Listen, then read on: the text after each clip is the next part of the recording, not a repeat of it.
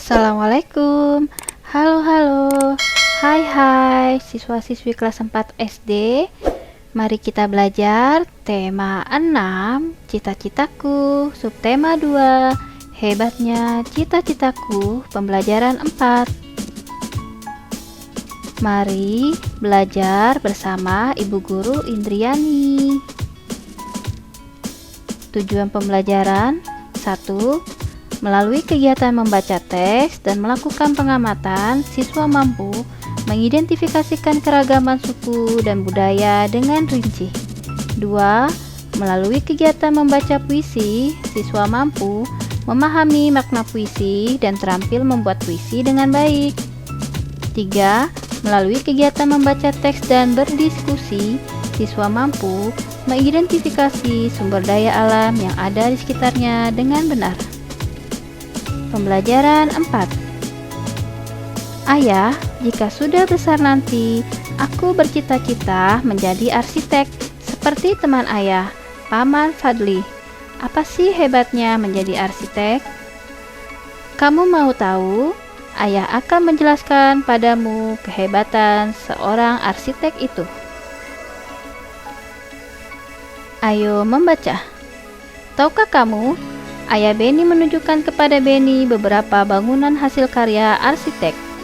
Candi Borobudur. Candi Borobudur merupakan candi Buddha terbesar di Indonesia. Arsiteknya bernama Gunadarma. Candi tersebut amat indah dan megah, dibangun tanpa perekat dan tanpa bantuan alat modern. Tak heran jika Candi Borobudur menjadi salah satu keajaiban dunia. Waduk Jatiluhur.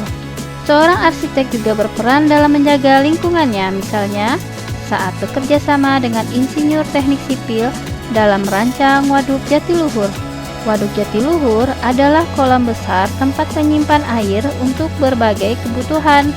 Hasil karya kumpulan arsitek Indonesia ini memiliki banyak kegunaan, diantaranya menampung dan mengalirkan air ke sebuah pembangkit listrik tenaga air, sehingga dapat menghasilkan listrik. Waduk juga bermanfaat sebagai penyedia air bersih dan irigasi yang diperlukan untuk mengairi sawah. Waduk ini juga sebagai pengendali banjir. Berikutnya Jembatan Suramadu. Jembatan Suramadu adalah jembatan yang menghubungkan Pulau Jawa dan Pulau Madura. Berkat jembatan ini, masyarakat Madura dapat lebih mudah dan cepat melakukan perjalanan darat ke berbagai wilayah di Jawa Timur. Dengan panjang 5.438 meter, jembatan ini merupakan jembatan terpanjang di Indonesia saat ini. Apalagi, yaitu Masjid Istiqlal Jakarta yang berdiri megah berdampingan dengan Gereja Katedral Jakarta, tempat umat Katolik beribadah. Masjid Istiqlal dibangun pada masa pemerintahan Presiden pertama Indonesia, Soekarno, pada tahun 1961. Pembangunan masjid ini memerlukan waktu 17 tahun, hingga digunakan pertama kali pada tahun 1978. Perancangnya bernama Frederick Silaban. Ayo berlatih. Lengkapilah diagram berikut dengan menggunakan berbagai sumber informasi yang kamu miliki. 1. Kehebatan lain seorang arsitek adalah mampu membuat gedung dengan desain yang unik namun tidak mengurangi fungsinya serta keamanan gedung tersebut. Jenjang pendidikan yang harus ditempuh adalah S1 jurusan arsitektur dan juga mengikuti kursus untuk meningkatkan keahliannya. Apa keterampilannya yang harus dimiliki seorang arsitek?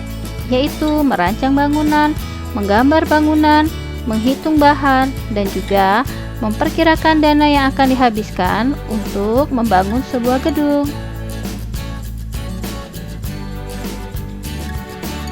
Tahukah kamu, dari zaman dahulu nenek moyang kita telah membangun berbagai bangunan adat yang mencirikan kebudayaan mereka masing-masing. Setiap suku memiliki ciri bangunan dan tempat tinggal yang berbeda sesuai dengan kebutuhan dan kebiasaan masing-masing. Pernahkah kamu melihat bentuk rumah dan adat dari suku yang berbeda-beda? Perhatikan rumah adat dari Kampung Naga, Jawa Barat di samping. Bacalah dengan seksama.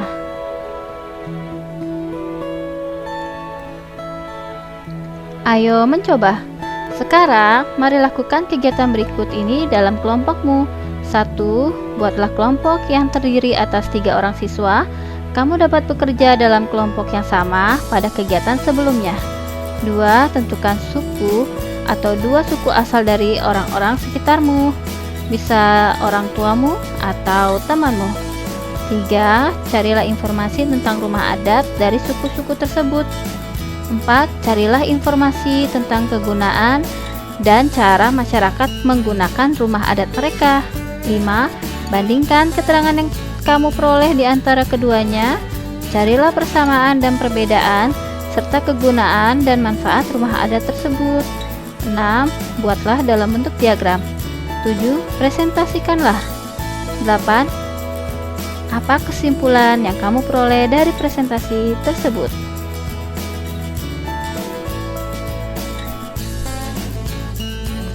Indahnya keragaman budaya Indonesia.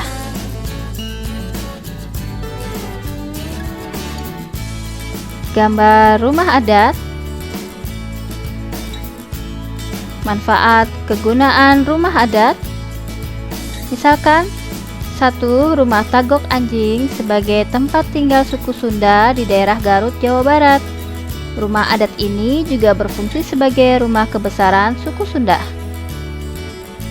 Persamaan dan perbedaannya dan manfaat rumah adat bagi masyarakat adat.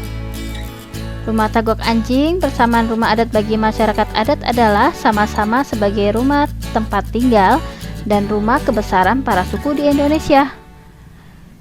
Sedangkan rumah adat satunya yaitu rumah gadang sebagai tempat tinggal bersama, mempunyai ketentuan-ketentuan tersendiri. Rumah gadang berfungsi sebagai rumah kebesaran suku Minang. Perbedaannya yaitu memiliki arsitek bangunan yang berbeda dan mempunyai sejarah yang berbeda. Nenek moyang kita merupakan arsitek yang hebat ya. Mereka membangun rumah adat yang sesuai dengan keadaan alam dan nilai-nilai budaya. Ya, mereka senantiasa ingin menyatu dengan alam sekitarnya. Mereka menganggap alam adalah sumber daya mereka, sehingga mereka pelihara dan jaga. Ayo berlatih manfaat sumber daya alam di sekitar kita. Masyarakat memanfaatkan sumber daya alam di sekitarnya untuk memenuhi kebutuhan hidupnya melalui berbagai cara. Sumber daya berupa air, tanah, dan tumbuhan dimanfaatkan dalam bentuk kegiatan pertanian dan perkebunan. Sedangkan sumber daya berupa hewan dimanfaatkan dalam bentuk kegiatan perikanan dan perkebunan. Kegiatan-kegiatan lain seperti industri dan kerajinan merupakan kegiatan pemanfaatan sumber daya alam lanjutan setelah pertanian, perkebunan, peternakan, dan perikanan. Oleh karenanya, kamu dapat mengetahui sumber daya alam di sekitarmu dan cara pemanfaatannya dengan mengetahui pekerjaan orang-orang yang tinggal di sekitarmu. Perhatikan kehidupan masyarakat di sekitarmu, kemudian lakukan kegiatan berikut ini. 1. Lakukan survei. 2. Lakukan wawancara singkat.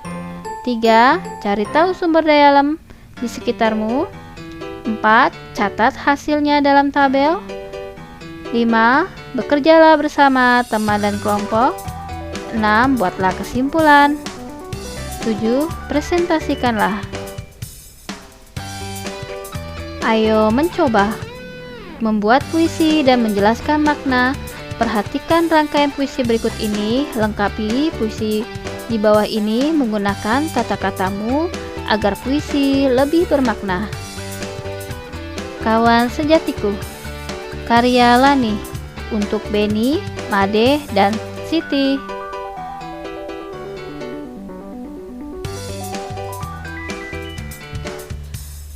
Bacakanlah puisi dengan percaya diri secara bergantian di kelasmu.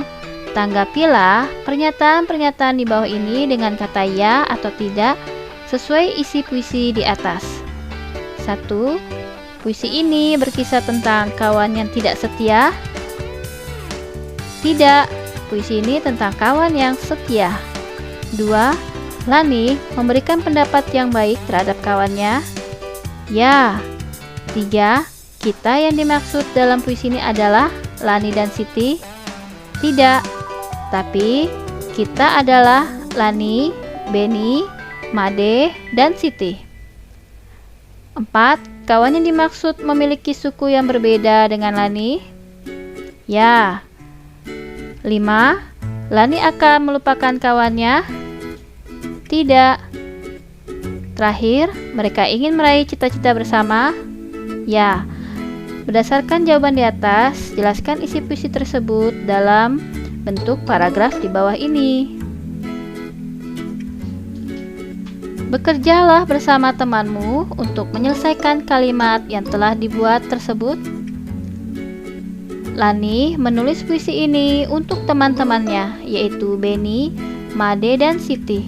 Mereka sering bermain bersama di sekolah, selalu mengerjakan tugas sekolah bersama, dan selalu menghiburnya ketika sedih. Meski Lani dan teman-temannya berbeda suku dan agama, mereka tidak lupa mengingatkan untuk beribadah dan mengucapkan selamat hari raya. Lani tidak akan melupakan teman-temannya dan mereka selalu bersama-sama untuk meraih cita-cita.